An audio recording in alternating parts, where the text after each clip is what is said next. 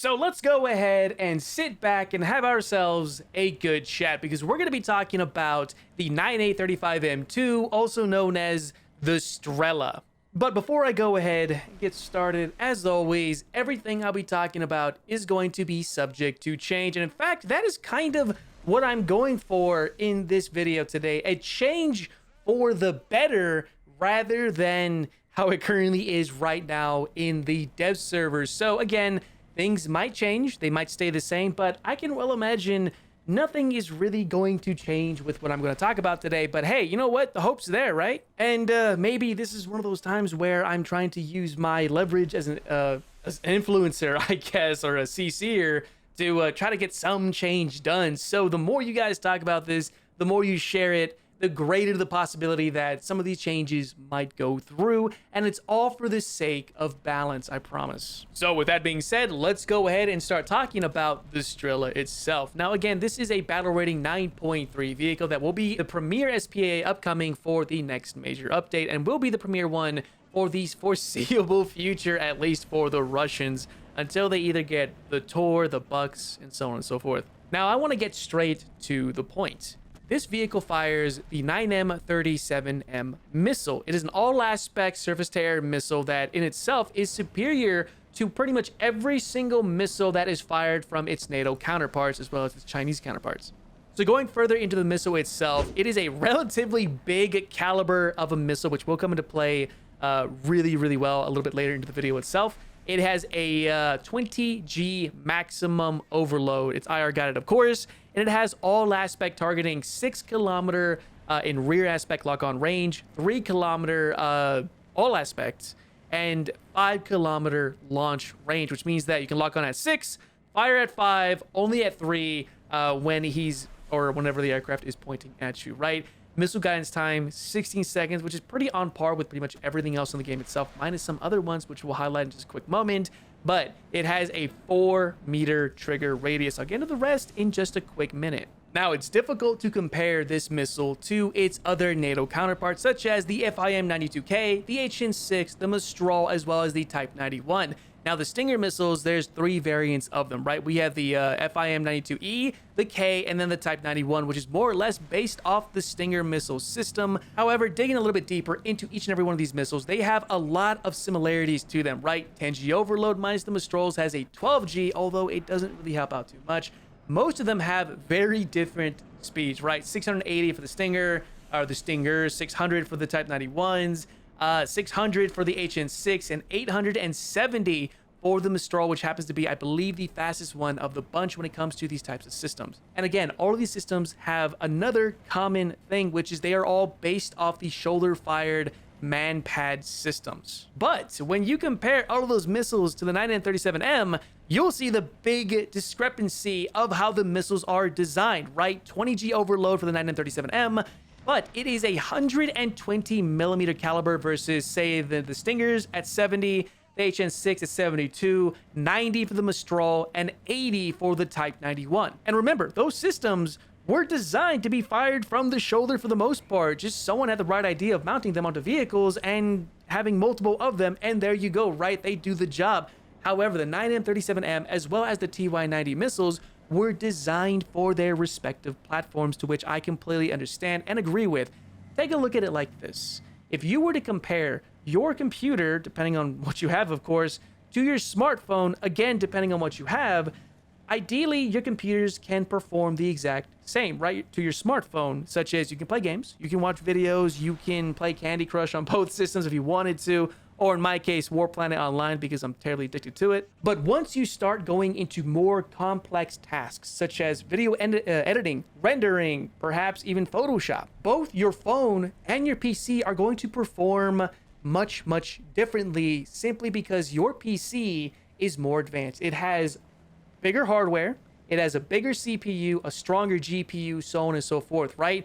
Whereas here in the game itself, you have systems that were based off small platforms like the Stinger missiles, Mistral, Eagles, etc. And seeing that those are relatively smaller systems with smaller technology, if that kind of makes sense, you kind of see where I'm getting at, where it may be smaller, it doesn't have as advanced tech behind it, to be able to assist the missile, such as 9M37M. In layman's terms, bigger missile, better technology for the most part. Not always true, but in this case, it happens to be that, right? Bigger missile has more fuel. It has more room to have a better guidance system, a better seeker, so on and so forth. It has larger fins and everything, because a regular person's not gonna be able to carry that and shoot it on the move. So they have to dumb the system down just a little bit for it to be able to work as efficiently as it can relative to its size. At least that's my logic behind it. This is where the game world comes in, where balance is absolutely key. You have a brand new vehicle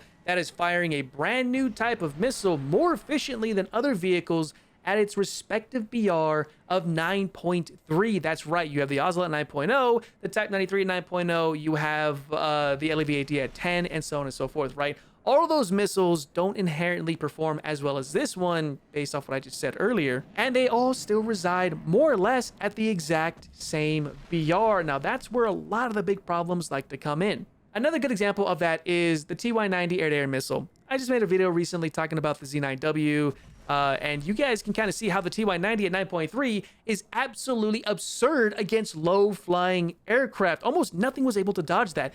This is somewhat going to be on a similar idea to what I was showing earlier. A vehicle at a relatively low BR, when other vehicles at the exact same BR and even lower slightly can barely perform at their own level. And granted, the TY-90 deserves to be at 10.0 plus. It should never see below that, in my opinion. And of course, some of it may come down to what a lot of people like to joke around with, including myself, and that is possible Russian bias. I mean, I understand the whole joke behind it. I know a lot of you guys get dissuaded really quick when I bring that up, but sometimes when the shoe fits, it's really hard not to walk in them. But now that you know that information behind how I think these missiles perform, and how in my experience, they are incredibly situational to where you have to almost be a pro in order to get even one, maybe two kills. This vehicle is going to make things incredibly simple for the user. That's not necessarily a bad thing. However, when you have the only system that is similar to other ones at its same BR perform better and easier for the user, that's where a lot of the imbalance likes to come in. And now this is where we get into my own opinions about what I think about this. In truth, I don't mind it too much, right? I know that may be entirely redundant about what we're talking about, and it's counterintuitive entirely, right? But I don't mind it. Personally, I don't like Kaz. I think it's annoying as hell. I like to play it. I know I'm annoying as hell. Trust me, I get it. So being able to get destroyed by someone like that, it's like, okay, I understand. If you want to do that and you succeed at it, by all means, I deserve it. I'm going to come after you, though, if I know you're alive. That's the easy part, right? However, when it comes to being in the down on the dirt with other platforms, it's kind of almost nauseatingly frustrating, if that makes sense, to be able to use a platform and just see your missile fly past them if they make a slight maneuver, whereas this one is going to do the job incredibly well. Another example is the stingers found on the existing Apache helicopters, where if you fire at low-flying helicopters, that missile's, there's a good possibility it's going to miss, but the TY-90 fired from the Z9 or the Z10 or the Z19, it's just going to kill them almost every single time. That's where a lot of the frustration really comes in. I believe that is exactly what's going to happen with the Strela itself. So as much as I'd rather not say this, I have to say it for the sake of proper game balancing. This vehicle needs to move up in BR. It cannot be a 9.3. 9.7 at the absolute minimum. That's where this vehicle should reside in, because at least if you play around 9.7, you have a higher possibility of engaging supersonic aircraft, which in turn won't necessarily have a difficult time dodging these missiles, as opposed to, say, the Stinger missiles, which, if we all know by now, are absolutely terrible. You know, I should really write a script for this kind of stuff. Kind of just saying what's on top of my mind, and it's working out very well, which is really cool, right? It makes the video seem more natural, not as fluid per se, but it's more of like I'm talking to you guys as I would in person, as opposed to if I was reading a script, which, don't get me wrong, I like doing them, but this just feels better. But anyways, I really don't want to keep this going on for way too long. I want to know exactly what your guys' opinions are when it comes to the Strela itself. Now, I understand, again, you guys might be seeing this as a bit of a kind of like a heated thing, which I understand.